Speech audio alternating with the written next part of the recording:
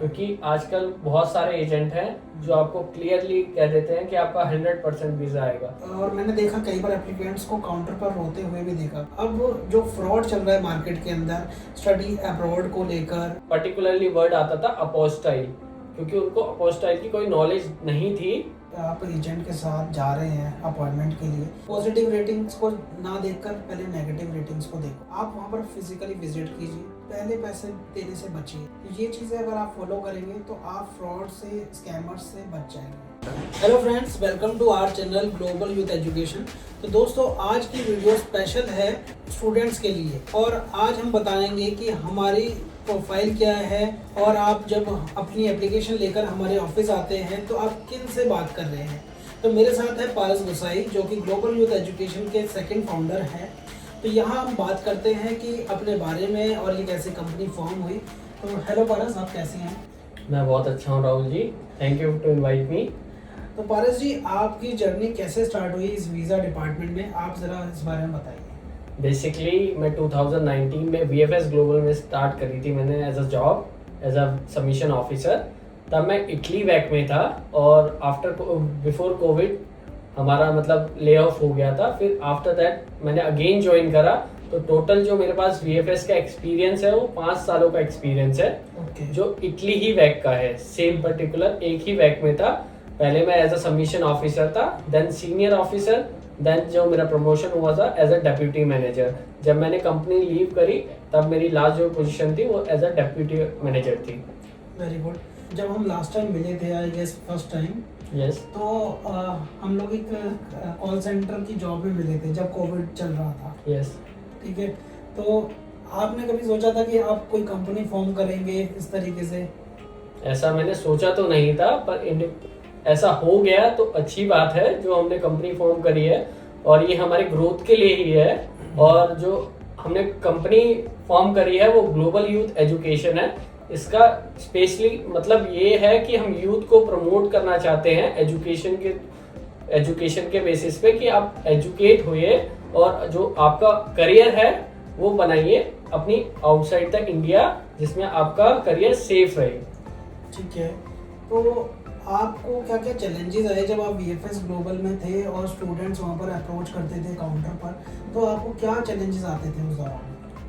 जो चैलेंजेस हमने फेस करे हैं बेसिकली वो अपॉइंटमेंट से रिलेटेड थे। पहले जो उनको अपॉइंटमेंट गलत कैटेगरी में वो बुक करते थे, उनको कैटेगरी ही नहीं पता होती थी कि कौन सी कैटेगरी में उनको अपॉइंटमेंट लेनी है। सेकेंडली जो उनको डॉक्यूमेंटेशन का बहुत डाउट रहता था कि जो डॉक्यूमेंट्स जो रिक्वायर्ड हैं उसमें क्या क्या डॉक्यूमेंट्स लगेंगे, क्योंकि हम भी as a checklist document follow करते हैं। अगर as per the checklist document नहीं है तो हम उन्हें वापस भेज देते थे।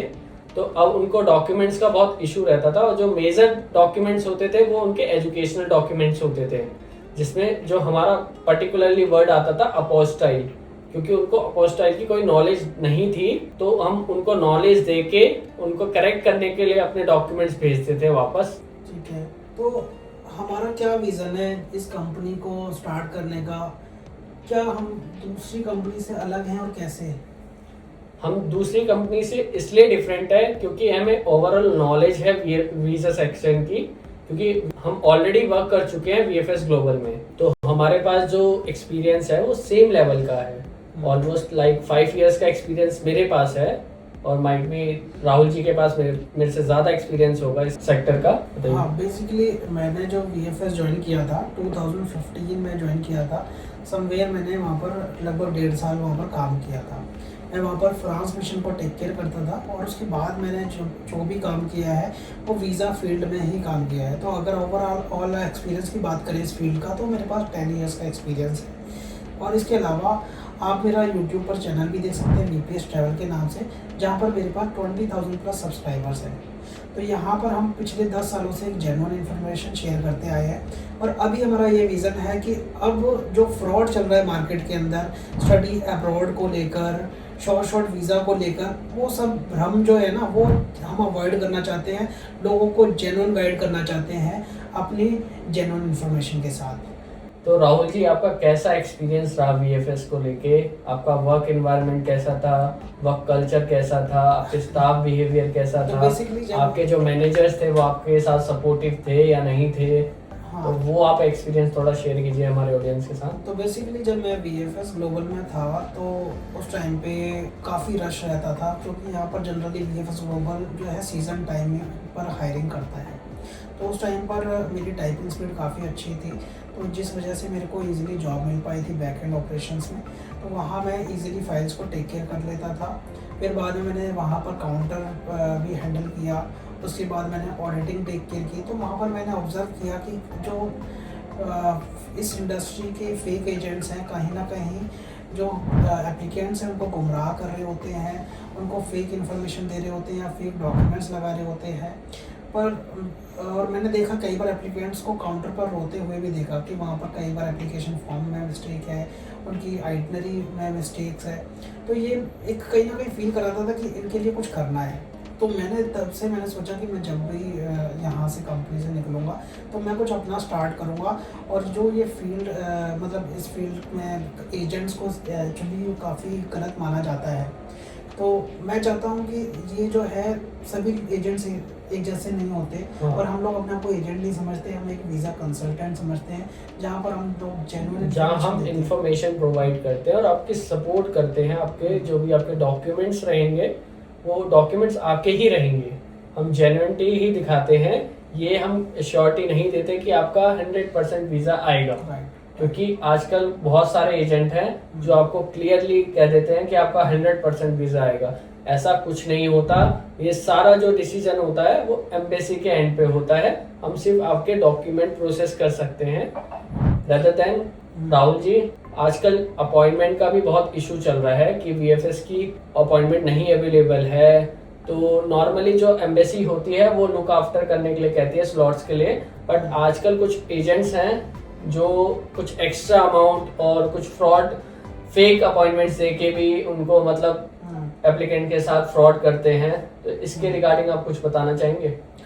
जिस भी आप एजेंट के साथ जा रहे हैं अपॉइंटमेंट के लिए, सबसे पहले जानिए कि उसकी कंपनी का नाम क्या है, उस कंपनी की प्रेजेंस कैसी गूगल पर शो होती है। पॉजिटिव रेटिंग्स को ना देखकर पहले नेगेटिव रेटिंग्स को देखो जी। ठीक है। फिर उसके बाद उसका फिजिकल ऑफिस है क्या नियर बाय आपकी लोकेशन के, जी ठीक है। आप वहाँ पर फिजिकली विजिट कीजिए, पहले पैसे देने से बचिए। तो ये चीज़ें अगर आप फॉलो करेंगे तो आप फ्रॉड से, स्कैमर्स से बच जाएंगे। अदर कोई इन्फॉर्मेशन आप देना चाहेंगे हमारी ऑडियंस को? हाँ, तो बेसिकली आपको ना एक देखो, आज के टाइम पे चीज़ों को वेरीफाई करने के लिए मल्टीपल सोर्सेज हैं। लाइक जैसे मैंने आपको बताया कि आप फेक एजेंट्स को कैसे वेरीफाई करें। तो यहाँ पर आप हमारी प्रेजेंस देख सकते हैं, हमारा बैकग्राउंड चेक कर सकते हैं।